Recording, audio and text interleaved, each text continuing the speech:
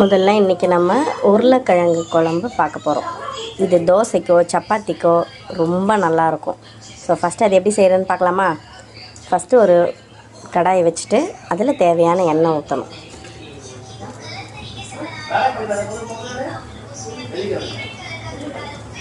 ஒரு 50 கிராம் எண்ணெய் ஊற்றிக்கோங்க. ஒரு 4 பேருக்கோ இல்லை 6 பேருக்கோ செய்கிறீங்கன்னா 50 கிராம் எண்ணெய் ஊற்றிக்கோங்க.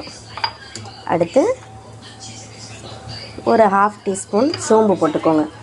சோம்பு போட்டுட்டு ஃப்ளேம் பெருசாக வச்சுட்டு அப்புறம் 2 வெங்காயம், பெரிய வெங்காயம் பொடிசாக நறுக்குனது, அந்த நறுக்கின வெங்காயத்தை அதில் போட்டுக்கலாம்.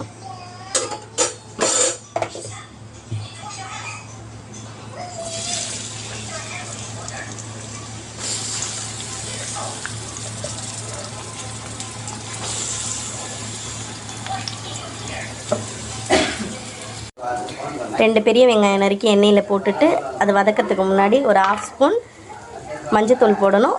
அப்புறம் இஞ்சி பூண்டு போட்டுட்டு 2 பச்சை மிளகாய் கீரி போட்டுட்டு தேவையான அளவு உப்பு போடணும். உப்பு போட்டால் எப்போவுமே வெங்காயம் சீக்கிரம் வதங்கும். அதுக்காக தான் நம்ம உப்பு போடுவோம். வெங்காயம் வதக்கும் போது எப்பயுமே உப்பு சேர்த்துக்கணும். உப்பு போட்டுட்டு நல்லா வதக்கணும்.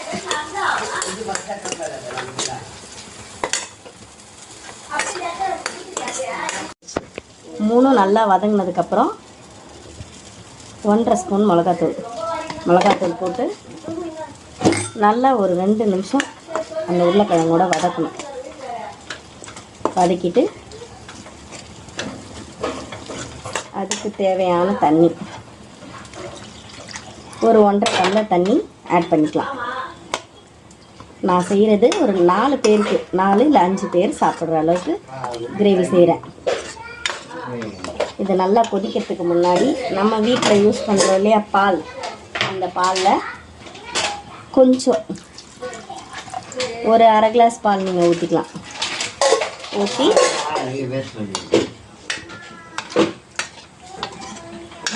நல்லா கொதிக்க விடணும். நல்லா கொதிக்க விட்டதுக்கப்புறம்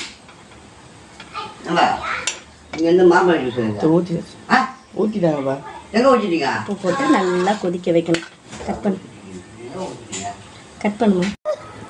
சுவையான நல்லா ஒரு 10 நிமிஷம் கொதிக்கணும். கொதித்ததுக்கப்புறம் நமக்கு சூப்பராக சுவையான உருளைக்கிழங்கு சால்னா, உருளைக்கிழங்கு குழம்பு. இது தோசைக்கு, சப்பாத்திக்கு, பூரிக்கு, இட்லிக்கெல்லாம் ரொம்ப நல்லாயிருக்கும். ஆக்சுவலி சாப்பாடுக்குமே இது ரொம்ப டேஸ்ட்டாக இருக்கும். அப்பளம் வச்சு மட்டும் சாப்பிட்டு பாருங்கள், வேறு லெவலில் இருக்கும். இப்போ நம்ம இதை தோசைக்கு ஆட் பண்ணி சாப்பிட போகிறோம்.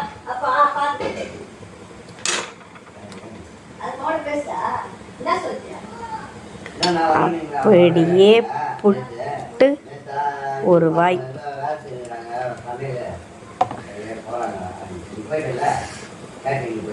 சூடாக இருக்கு கைஸ், ரொம்ப அல்டிமேட்டாக இருக்கும். நீங்கள் ட்ரை பண்ணிவிட்டு எனக்கு கமெண்ட்ஸில் சொல்லுங்கள். ப்ளீஸ் சப்ஸ்கிரைப் பண்ணுங்கள், லைக் பண்ணுங்கள், ஷேர் பண்ணுங்கள்.